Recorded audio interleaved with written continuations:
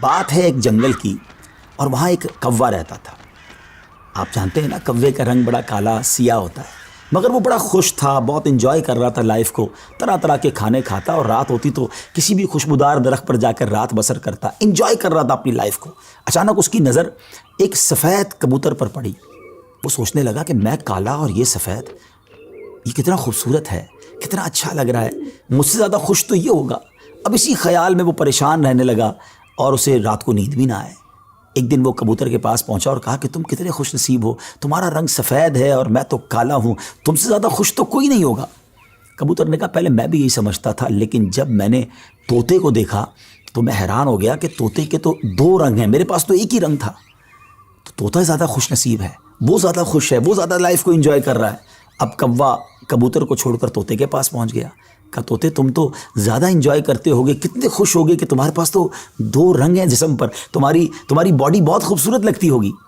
تو طوطا کہتا ہے کہ پہلے تو میں لائف کو بڑا انجوائے کرتا تھا کہ واقعی میں بڑا رنگ برنگی ہوں، مگر جب میں نے مور کو دیکھا نا تو مور تو کئی سارے رنگ لیے ہوئے ہے، اتنا خوبصورت ہے کہ اس کو دیکھ کر مجھے لگا کہ میں تو کچھ بھی نہیں ہوں۔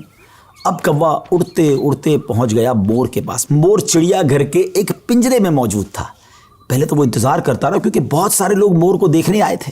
جب سارے لوگ دیکھ کر چلے گئے تو کوا مور کے پاس گیا کہ اے مور، ذرا یہ تو بتاؤ تم کتنے خوش ہو، کتنے رنگ ہیں تمہارے پاس، تم کتنے خوبصورت ہو۔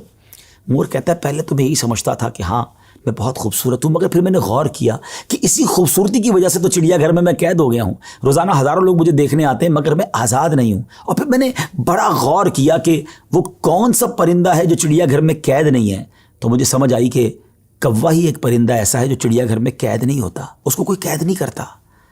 ناظرین، کوے نے جب یہ سنا تو اسے احساس ہوا کہ میں بھی اپنی جگہ پر واقعی خوش نصیب ہوں۔ اب یہاں بظاہر تو یہ ایک فرضی واقعہ ہے، لیکن اگر اس کو ہم اپنی زندگیوں پر امپلیمنٹ کریں، اپنے بارے میں سوچیں، ہمارے پاس بہت کچھ ہے، لیکن جب کسی کو ہم سے زیادہ والے کو ہم دیکھتے ہیں نا تو ہمیں اپنی چیزیں کمتر نظر آنے لگتی ہیں، اپنا گھر چھوٹا لگنے لگتا ہے، اپنی موٹر سائیکل، اپنی گاڑی، اپنی سائیکل وہ ہمیں بڑی کمتر لگتی ہے جب کسی کی بڑی گاڑی دیکھتے ہیں، کسی کا بڑا گھر دیکھتے ہیں، کسی کی لائف سٹائل کو دیکھتے ہیں، جو ہے اس پر انجوائے نہیں کرتے بلکہ اس پر شکوہ کرتے ہیں، ناشکری کرتے ہیں۔ اس طرح زندگی نہیں گزرے گی۔ اگر آپ ہمیشہ اپنے سے آگے والوں کو دیکھتے رہیں گے تو آپ پریشان ہی رہیں گے۔ اگر آپ نے موازنہ کرنا ہی ہے، کمپیریزن کرنا ہی ہے، تو اپنے سے کمتر لوگوں کو دیکھیں نا۔